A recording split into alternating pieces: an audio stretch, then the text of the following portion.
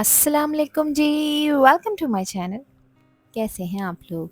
उम्मीद करती हूँ सब खैरियत से होंगे और मज़े में होंगे। गर्मी का मौसम अपनी पूरी शिद्दत के साथ चल रहा है और ऐसे में कुछ ठंडा रिफ्रेशिंग और टेस्टी मिल जाए तो दिल खुश हो जाता है। आज की वीडियो में आपके साथ शेयर करूंगी super cooling summer special recipe लौकी का रायता।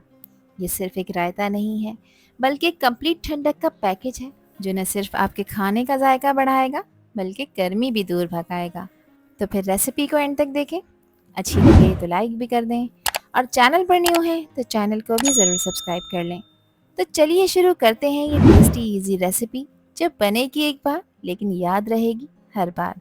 तो लौकी का रायता बनाने के लिए दोस्तों यहाँ पर मैंने ली है फ्रेश लौकी। वज़न में देखा जाए तो 500 ग्राम है। लौकी को मैंने बहुत अच्छी तरह से वॉश कर लिया है और अब मैं इसका छिलका उतार रही हूँ। लौकी का छिलका निकालना इसलिए ज़रूरी है क्योंकि ये थोड़ा सा कड़वा हो सकता है और कुकिंग के लिए टेक्सचर भी स्मूथ चाहिए, तो इस स्टेप को करना बहुत ज़रूरी है। तो फ्रेश लौकी का आपने यूज़ करना है जो ना ज़्यादा पुरानी हो और ना ज़्यादा सॉफ्ट। गर्मी के दिनों में लौकी काफ़ी आसानी से मिल जाती है और बहुत ही लाइट और हेल्दी सब्ज़ी है। छिलका मैंने उतार लिया है, इसको मैंने दोबारा अच्छी तरह से वॉश कर लिया है ताकि इस पर किसी भी तरह का छिलका ना हो। अब लौकी को मैं यहाँ पर छोटे पीसेस में कट कर रही हूँ। आप चाहें तो इसके क्यूब्स बना लें, इसको लंबाई में काटें, बस एक सा साइज़ रखना है ताकि इसका कुकिंग टाइम सेम हो। सारे पीसेस को मैंने कट कर लिया है।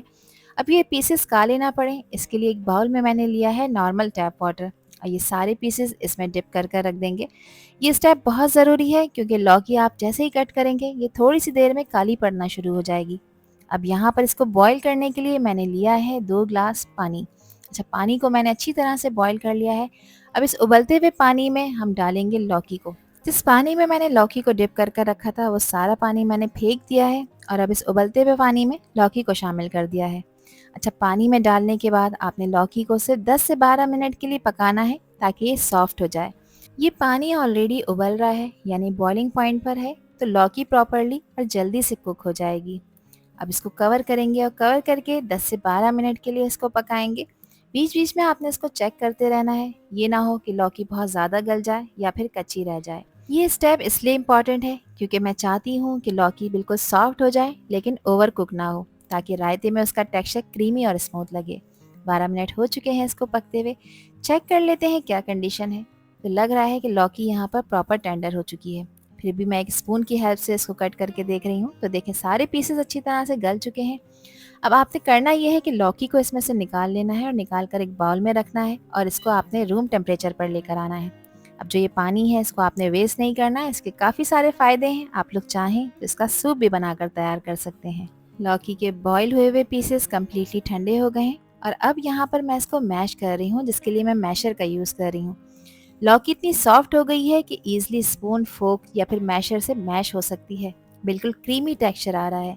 इस स्टेज पे हमें लौकी को कम्प्लीटली पेस्ट नहीं बनाना, बस हल्का सा मैश फॉर्म में लेकर आना है ताकि रायते में उसका टेक्सचर फील हो लेकिन इसके पीसेस मुंह में ना आए।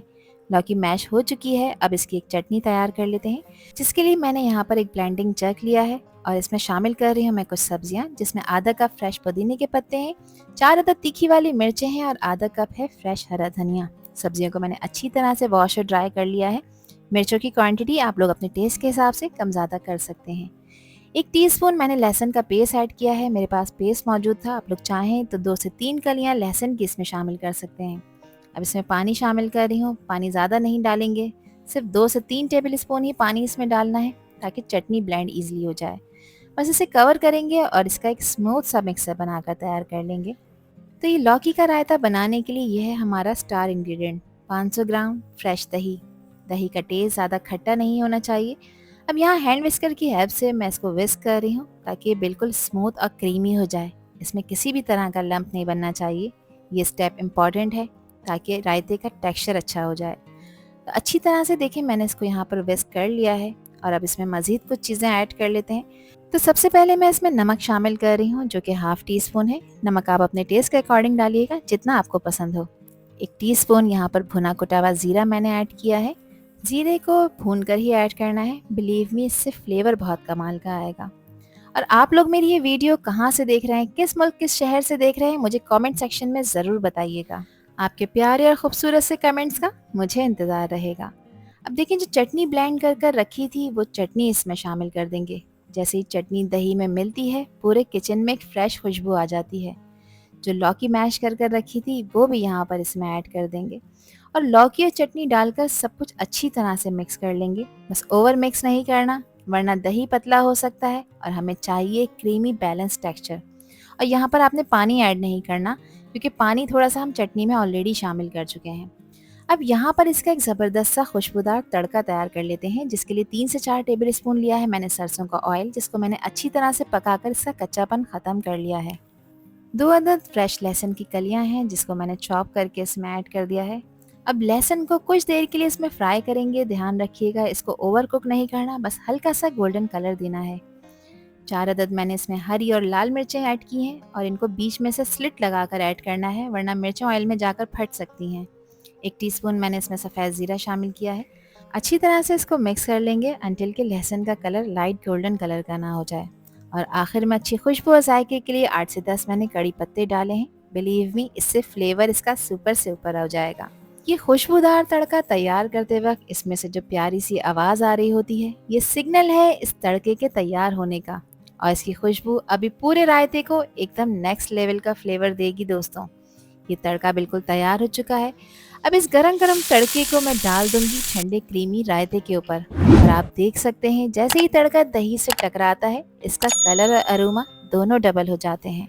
रायते के ऊपर ऊपर से वो लाल मिर्च और कड़ी पत्ते का गोल्डन तड़का कितना खूबसूरत लग रहा है। खुशबू इतनी ज़बरदस्त आ रही है कि पेशेंस रखना मुश्किल हो गया है। अब इस रायते को हल्के हाथों से मिक्स कर लें और चाहें तो तड़का वैसे ही ऊपर रहने दें। दोनों तरह से प्रेजेंटेशन और भी ज़्यादा स्ट्रॉन्ग और जायकेदार और अनबीटेबल हो जाएगी। इसको एंजॉय करें आप रोटी पराठे या चावल के साथ, ये आप लोगों की अपनी चॉइस है। तो फिर रेसिपी ट्राई करें। अल्लाह हाफिज़, अल्लाह निगहबान।